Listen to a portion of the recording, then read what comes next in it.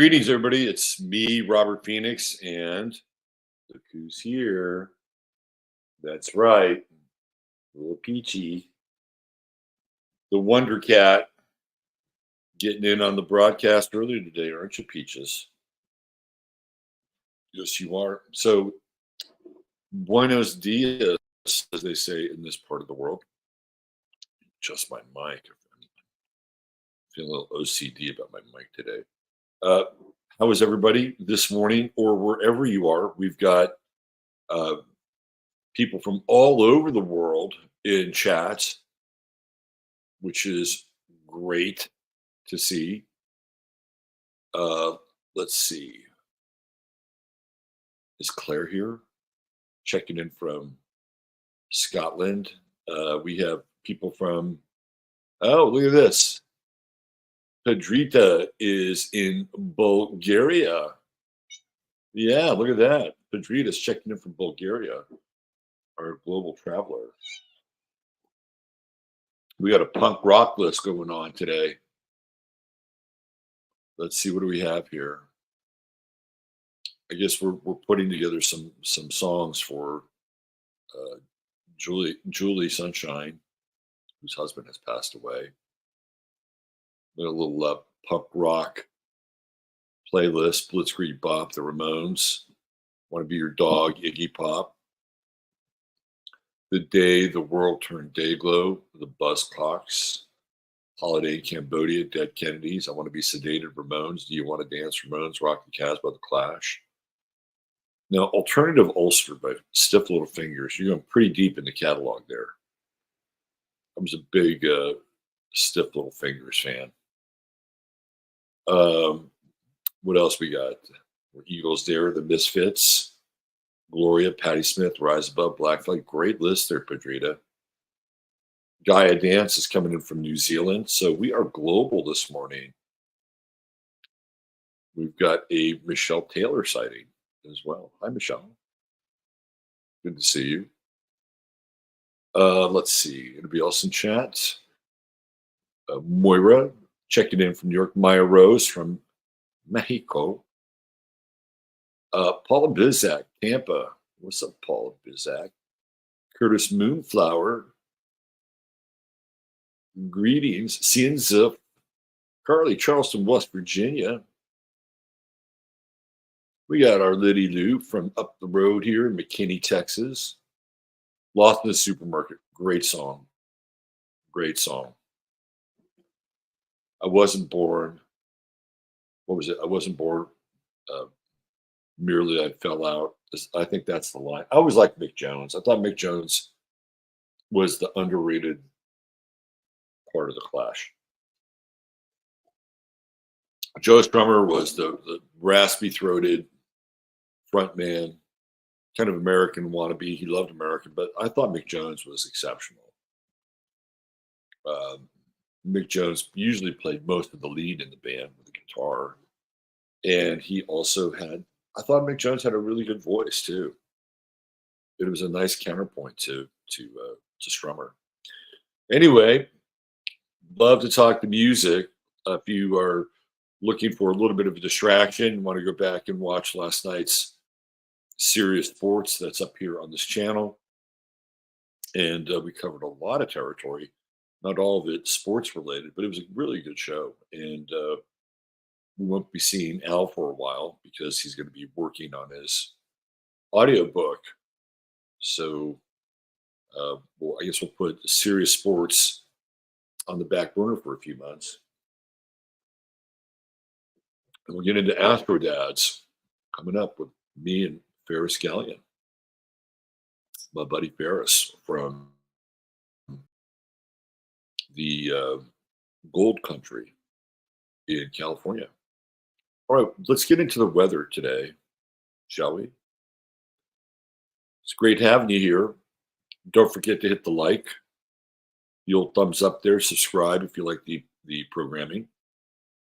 And if you feel so inclined, buy yours truly a cup of coffee. Okay, here we go. So we're still in this, again, this post-eclipse phase. Is today the day that they burn the heifer. Today was one of those days that was on the calendar for the burning of the heifer. First, you slaughter the heifer, then you burn said heifer. Then you take the ashes and you mix it with water, and I guess in this case they splash it upon the altar that has been built on uh, Mount Olive, all under the supervision of about 50 rabbis to make sure that everything goes perfectly okay and in order. Can't mess anything up when it comes to a ritual. It makes sense today because the moon is in Taurus. So if you're going to have an animal sacrifice of a cow, why not do it with the moon in Taurus? And Jupiter is there and Uranus is there, so it's a heifer party. Mercury will soon be joining the heifer party, but not quite yet. Not quite yet. So this is theoretically the day, right?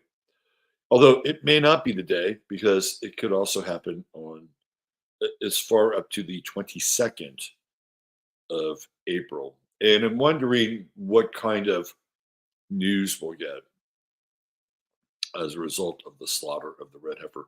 I have some interesting news as it relates to the cows, since we're on a cow topic with the moon in Taurus. The cows here in Texas who had become sick apparently have been fed chicken waste. Oh, is that how they're having this transmission of bird flu with the chickens to the cows? Is that how it's happened?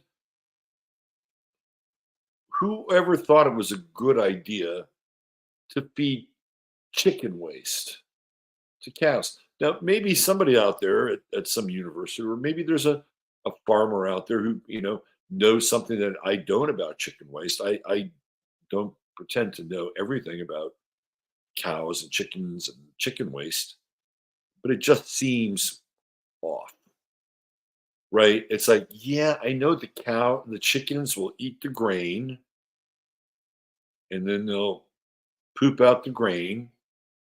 The cows would ultimately eat the grain, so why not just give them the pre-digested grain in the chicken waste?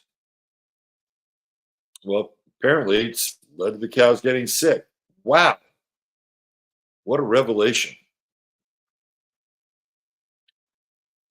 Certain things have worked for such a long period of time, and then they come along and try to change it and make it better and convince, oh, the chicken waste is fine. It's high in ammonia. It's high in pre-digested proteins. Oh, it's so much easier for the cows. No, the cows don't eat chicken waste. Anyway, just a little Taurus update there for everybody. The sun creeping closer and closer into that square with Pluto. And I think we really need to pay attention when that sun hits around 25, 26, 27, really 28 degrees. So about 8 days from now, we'll be talking about this Sun Pluto square over the course of the weather here over the next 8 to, because I think it's big, and particularly when the sun moves into Taurus. Now that'll predate. Actually, it'll be post date the Jupiter Uranus conjunction, which is almost upon us. By the time we hit the weekend, Jupiter Uranus will be in full swing. And we have the Saturn Mars conjunction now kind of at the height of Kazemi, and I kind of have to admit I indulged in a bit of a puritanical streak last night when I was on Twitter and I talked about the evil nature of Frank Sinatra, which caused a bit of a stir on Twitter last night. And some people, it was interesting because some people got it, and other people were like, "Whoa, I want to hear more." Right? And I got into it a little bit last night on Serious Sports, and it really comes down to the fact that Frank Sinatra, through it was the Kennedys through Frank Sinatra that meddled in the election of 1960, both the Democratic primary and the presidential election. And without the help of the mob through Frank Sinatra, it wasn't just like Frank Sinatra was picking up the phone and just calling Sam Giancana or whoever else Frank needed to call to get the unions to get out the vote or do whatever the unions did back then in order to influence elections.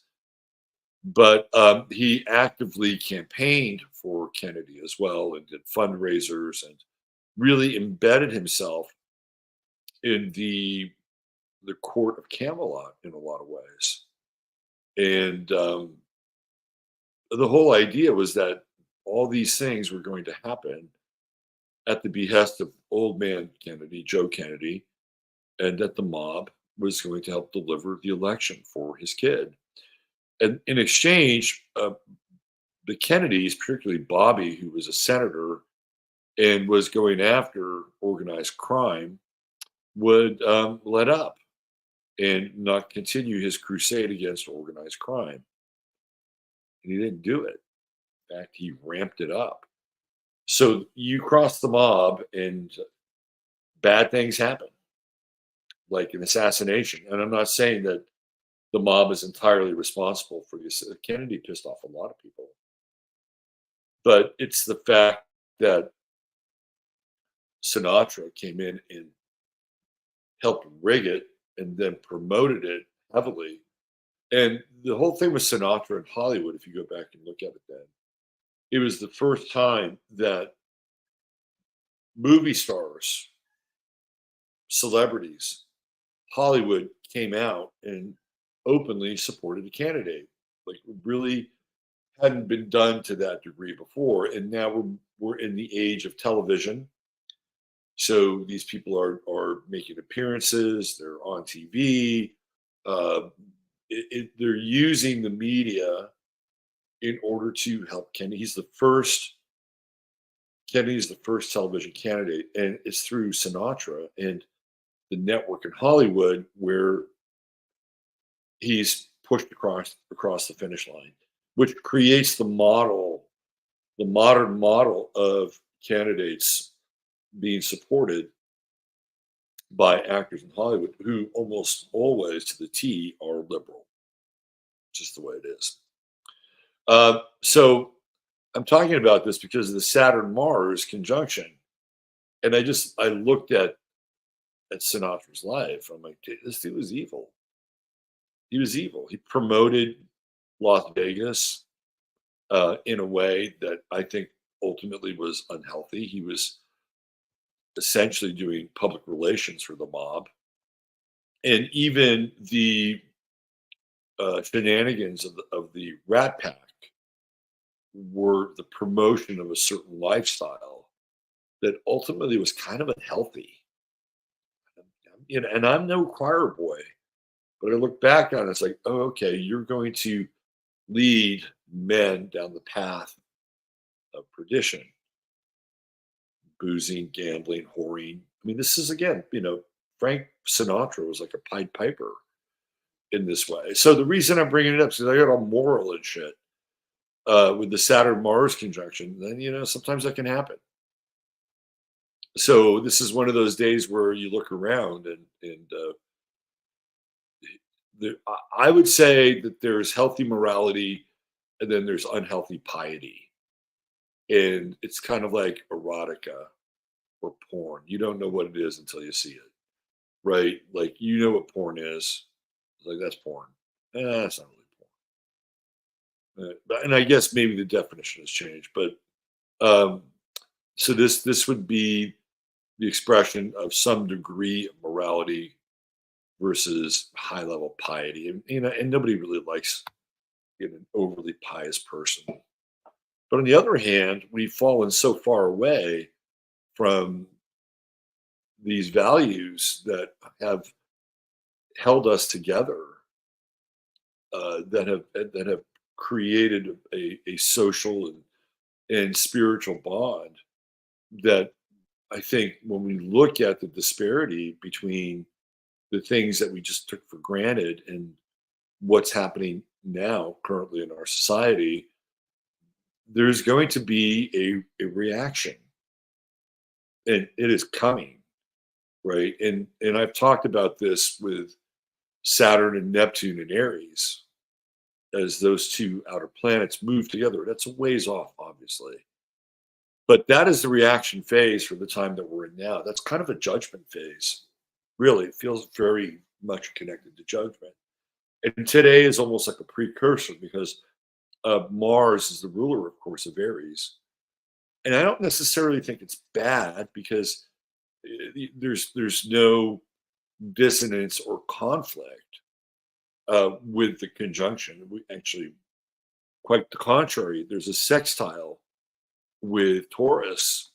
And even though Taurus isn't Virgo, Virgo, of course, being tasked with being healthy and health conscious, Taurus does connect us to the earth, and it connects us to fundamental values, the material values of the world that we're living in. And and I really do believe we kind of lost the plot uh, in the 80s and then in the 90s, where, of course, one of the most famous characters was Gordon Gekko, and greed is good. So, I think we sort of lost the plot there. And because the financial system is right now in this very delicate balance, we putting it lightly, people are starting to reassess their material worth and material values and what's important. Is a $1,600 a month truck payment the most important thing you can have? Or can you go out and get a new car?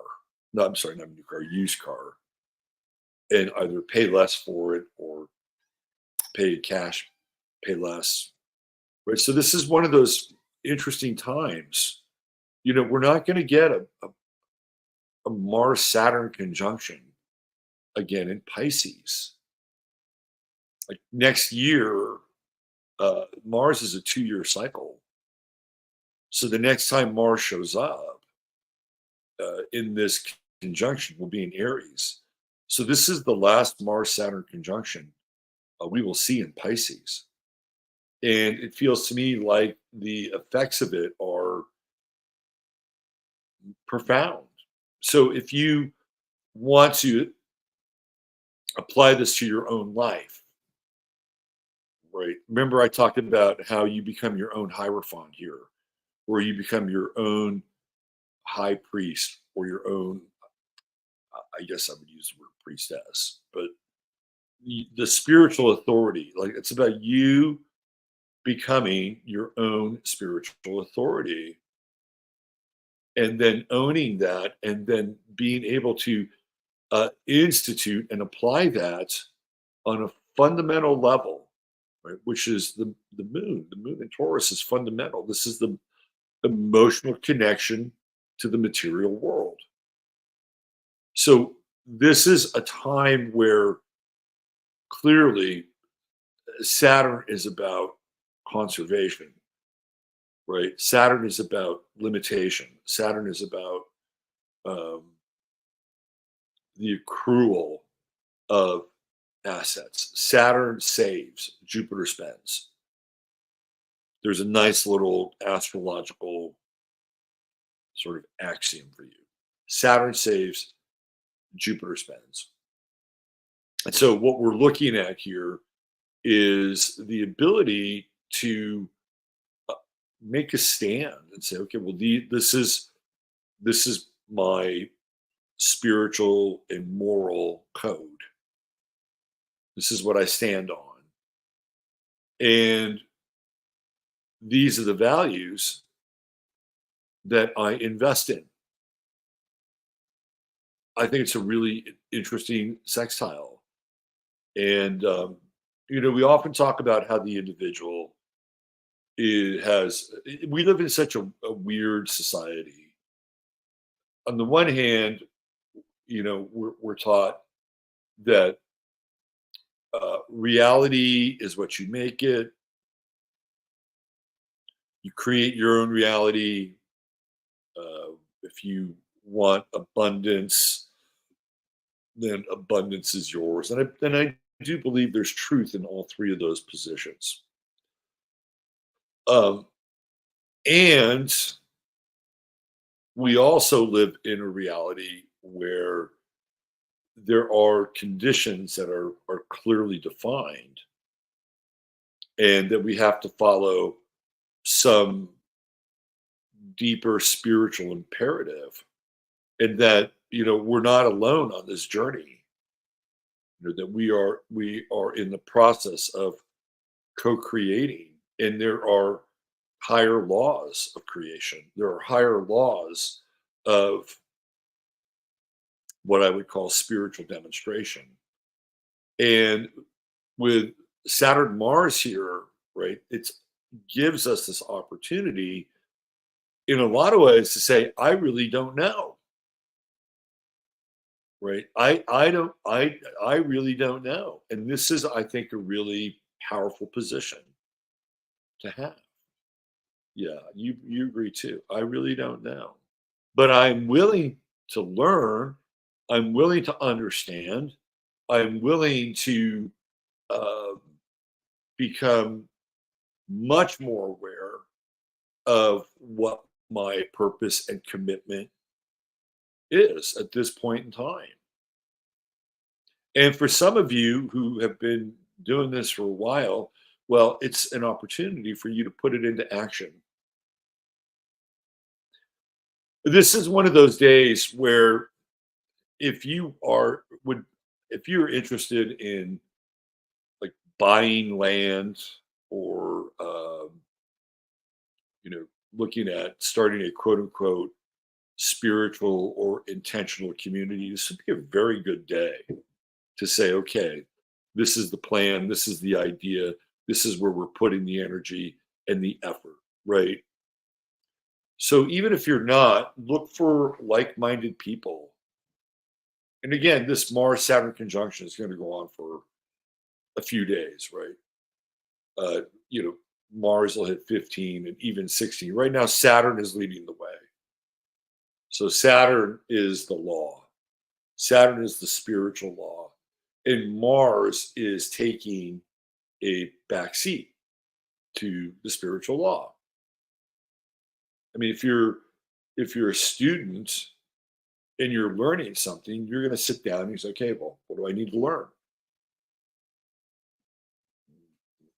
Pretty fundamental. And then over the course of the next few days, Mars will cross Saturn, and then you get to put into action the things that you have learned. So really pay attention now. Pay attention, right? The world, your inner life is your teacher.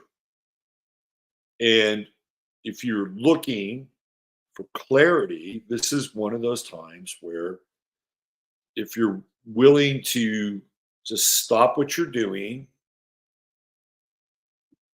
examine things, listen, right? Really listen to what's going on inside of you. And if you are so inclined, you can, ask for guidance. There's nothing wrong. There's nothing wrong or weak about asking for guidance. How many times have we just felt lost? Like, I don't know what to do. I've reached this dead end, you know?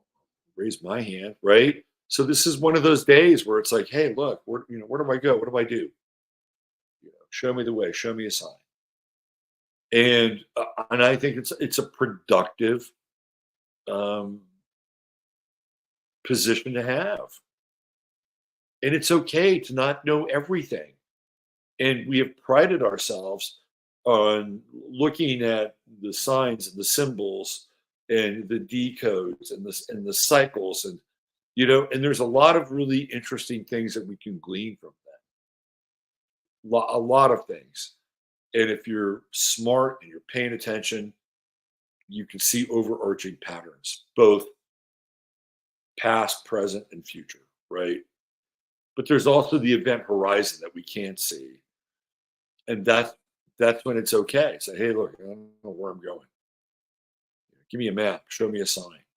And once you get it, then it's time to move, right? It's time to put it into action. And today is a really interesting gateway in terms of that kind of energy. Because it's so easy with the sextile to just slide into uh, this kind of very, grounded in what I would call earthly container. And the thing with Uranus is that it can resolve actions very quickly. So if you've been stuck with the right approach, you can get unstuck here over the next 48 hours. But you have to have the right approach. And there's nothing wrong with having the right approach. Um, I would say, in terms of sort of the bigger picture, to me, this feels very much like I don't like to use the word karmic because I feel like it's really overused and people don't really understand it. But when we get into the star of the day today, I think there's a lot of resonance with what I'm talking about with today's star of the day. And it feels like one of those times where, starting with what we talked about earlier, the chickens come home to roost. It's a chicken roost day. Don't pay attention to any of these outer planets, by the way. That's for our star of the day. So just don't pay attention to that. Over here, we're still playing with a lot of Aries energy left over from the eclipse. And again, with that true node in Aries, it represents the individual, the direction of the individual, the application of will. And back here, I would say that this is informed will, right? This is Mars is the ruler of Aries, so this is, I would say, the expression of will with a purpose, and maybe a bit of a higher purpose. What else do we have? We talked about that Sun Pluto square. Yeah, I just keep an eye on this Sun Pluto square.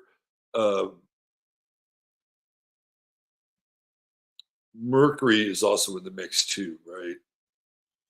So we have the Sun and Mercury, and they're both approaching a harder. If we were going to have some kind of economic fallout, and I'm not saying it would be a black swan event, but it would be when the Sun and Mercury get into a much tighter square with Pluto, and of course, Sun, Mercury, and Taurus. That almost feels like the acceleration of some kind of either crack in the banking system or some kind of movement towards a currency collapse. You're going to keep reading more and more about social credit scores over the next couple of weeks. It's already starting to happen. And when we get into Aquarius, like, Aquarius is really social. It's the group, it's your relationship to the group. And what is Pluto all about? Pluto's all about resources. It's about resources, other people's money. So if you want to tap into your own money or other people's money, you may have to jump through some hoops in order to do that. So we're going to track the sun and Mercury here, and we're going to be looking at things like announcements around banks, developments in social credit score application. So that's going to be part of our astrological watch over the next, we'll go next week, right? So as we continue to do this, and I'll bring some of that information into the weather. Uh, I think that's about it. I think it's about it. To me, the sort of the big vibe of the day is the Saturn Mars conjunction, and I feel like I've said pretty much whatever I need to say about that. Okay, let's get into our True Hemp Science star of the day. And as you know, if you don't know, True Hemp Science is the one and only sponsor of the show, and it's some of the best CBD products that you can find on the internet. And the thing that's so great about it, of course, it's organically sourced. And Chris just puts in his magic touch with all the elixirs. So I'll be flying on Thursday, little trip, and I will not lift off without the moon dust gummy. That's a prerequisite for dealing with the airplane. Not that I have any fear of flying. I just have a fear of the people I fly with. Not immediately, but on the plane. No, I'm just kidding. But I've had a few weird times experiences on planes. But yeah, so if you type in 15MINS and you spend $100 or more, you're going to get a goodie bag with your order. If you spend $150 or more, you get free shipping. There's always a 30-day money back guarantee. If you don't like your experience, box it up, send it back. You get your money back. This is good business. And if you're interested, you can always go to the website, make an appointment, and have your own personal CBD consultation. All right, True Hemp Science. There you go. Here is our star of the day, our True Hemp Science star of the day. And it's a really, I think, resonant star of the day because of what's going on in the Middle East. And today, star of the day is Rachel Corrie. And some of you may know who Rachel Corrie is. If you're not familiar with Rachel Corrie, she was an activist who was born and raised in Olympia, Washington, went to Capitol High School, matriculated to Evergreen College, and she was part of a group at Evergreen College who were connected to a larger group who went to Israel to protect the homes of people who were having their Palestinians, who were having their homes bulldozed and razed by the IDF. And the reason why the IDF was giving the justification for destroying the homes was that they believed that there were Hamas cells inside of these homes. You know, it's so fascinating, right? We are. We're in 2024, and Rachel Corrie passed away in 2003. So we're 21 years removed, 3/4 of a Saturn cycle, and we're still going through the same thing. We're still going through the same kinds of justification or even rationale or excuses. We just witnessed a week ago the people from the International Kitchen, they got drone attacked, and with a clearly marked vehicle, and they said, "This is our path. This is where we're going. This is where we're going to be at a particular time." They had the top of their vehicle maybe they shouldn't have. I don't know. Now that I think about it, they're the top of their vehicle. That if you were looking at them from above, you knew who they were.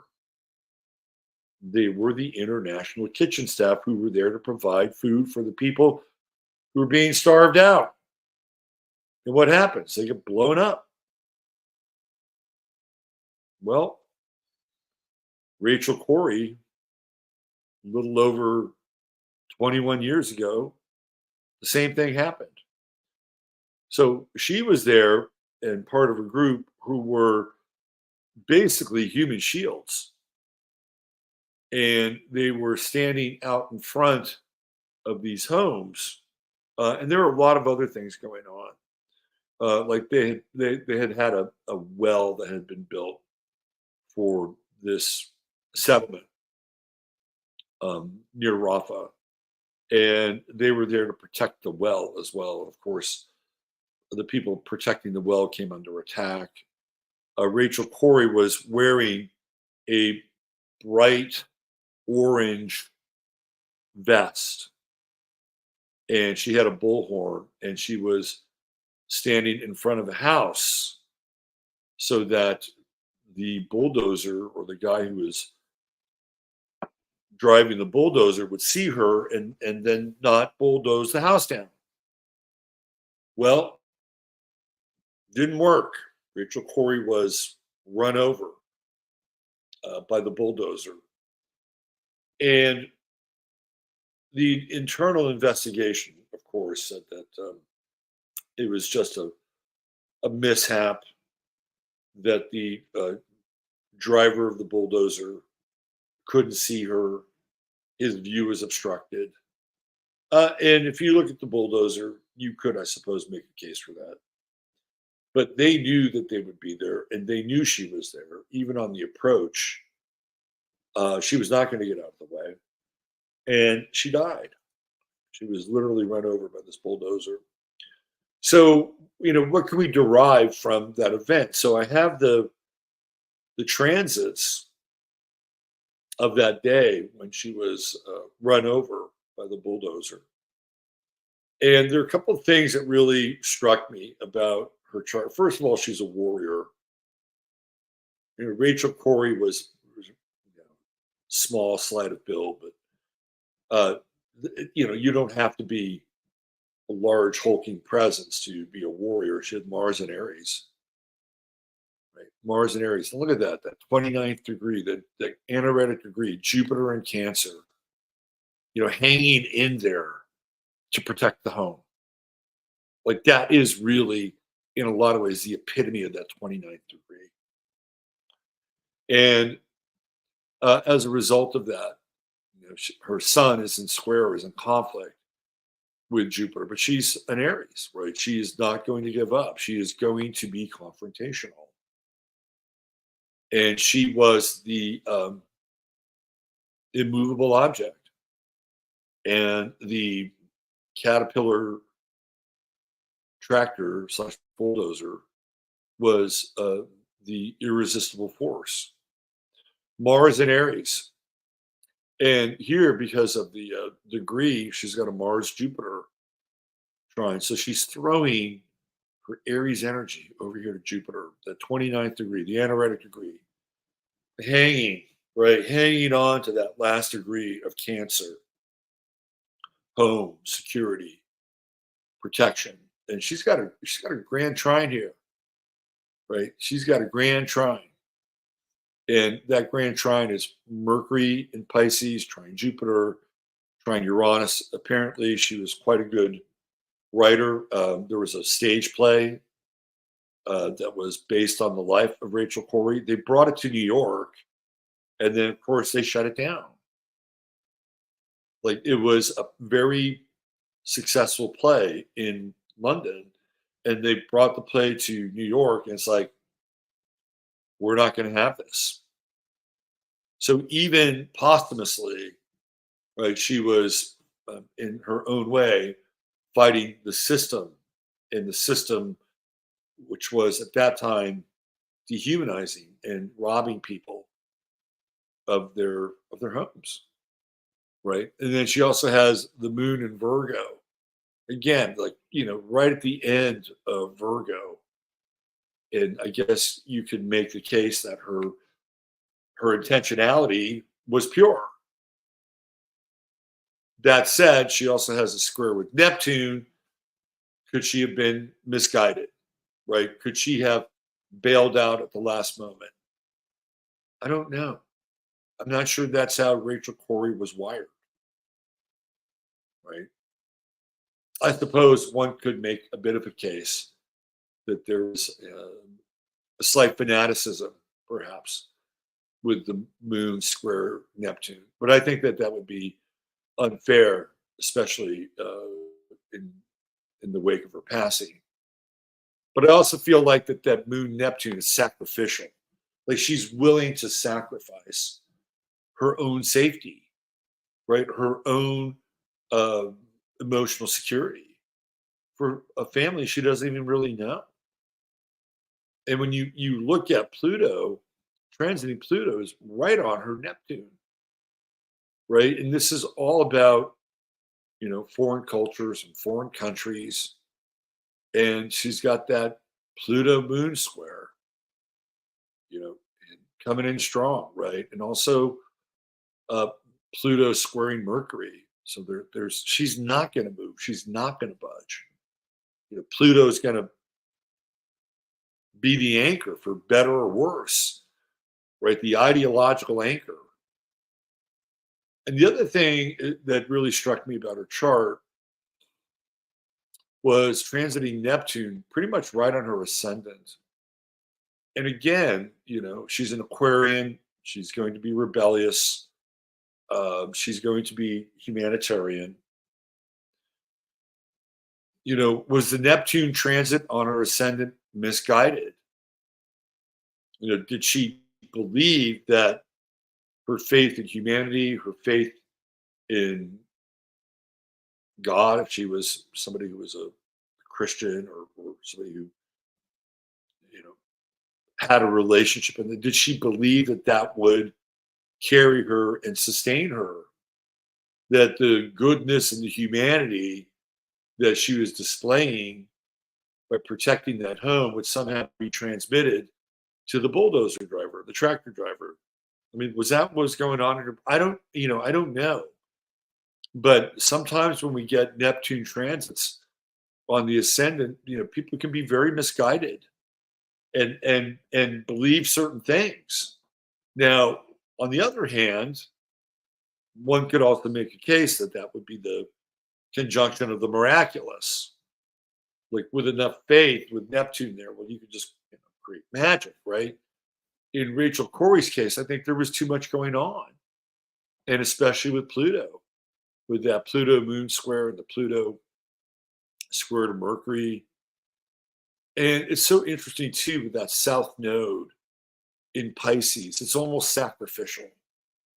It's like she has unfinished sacrificial business and series just kind of wrapped around that South Node and nurturing and protecting. And then over on the other side, she's got that true node moon conjunction in Virgo. And her purpose is kind of reflective, but instead of writing about it, which she did, or singing about it, or praying about it, Rachel Corrie was in action, right? I mean, that's Virgo. Virgo is action. Virgo is, I'm going to take this stand versus I'm simply going to have a profound experience about what I'm experiencing and then somehow have an artistic expression of that experience. Virgo is not like that. And then she has that Pluto Sun opposition in her chart. And again, Pluto and Virgo, Libra, fairness, justice, social justice, opposing the Sun in Aries, the warrior. It's a very complex chart, a very powerful chart. Saturn transiting her fourth house, home, right? Somebody else's home, because that's what Gemini is. It's somebody else's home. It's not your home. But it's a relationship with home. She's got Saturn there. And what is Saturn doing? It's a kind of in this opposition with Neptune. It's a fascinating look at a catastrophe in action, both from the natal chart standpoint and how she lived and crafted her brief life and what was going on during that time. One could make a case with Pluto and Neptune that this was inevitable. I mean, I hate to look at astrology from those kinds of terms, but it feels very inevitable. Could she have come through it? You know, I don't think so. I mean, for her to come through, she would have had to abandon her entire chart. You know, she was an Aries. She was going to deal with that conflict.